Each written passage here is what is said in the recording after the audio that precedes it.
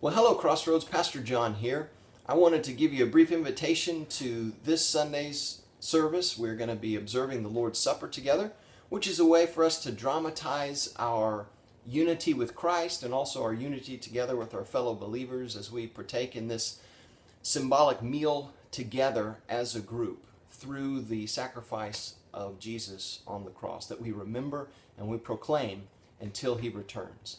So as we're thinking about unity, you can read Ephesians chapter 4, verses 1 through 16. That's going to be our text for this Sunday morning as we talk about unity in the church, and in particular in Crossroads Baptist Church as part of the church. I want to read to you just one verse from Ephesians chapter 4, verses 15. Speaking the truth in love, we are to grow up in every way into him who is the head, into Christ. Now, have you ever told anybody, or has anybody suggested to you that you needed to grow up, or that you needed to be mature, or maybe you needed to act your age? The sentiment there is the idea that we are all meant to progress as we get older, and we as Christians, we are meant to become more mature.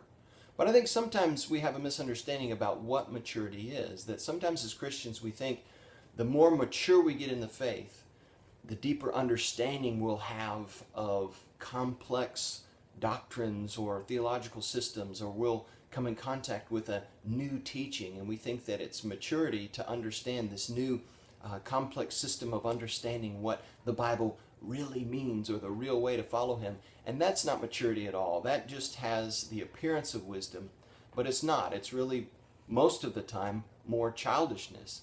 And what Paul is saying here is that we need to get back to the truth. There was one verse before, he was saying we need to get rid of all these vain philosophies and these things that men make up, the things that we add to the Scripture, or the convictions that we might personally have, but that are beyond what the Scripture actually says. Those aren't the things that we need to impose on other people. What we need to do is just take the plain and clear teaching of Scripture, and we need to speak that to people, but we need to do it in a way that is loving. That we need to speak the simple message of the Bible, but do it for someone's benefit. That's what love is. That's thinking something, saying something, doing something for someone else's benefit. So speaking the truth, the Bible, and those things that the Bible clearly teaches, speaking the truth for someone else's benefit. That's maturity. Not just believing the right things, not just knowing the right things, but speaking the truth for someone else's benefit, to do something, to make a difference in their life.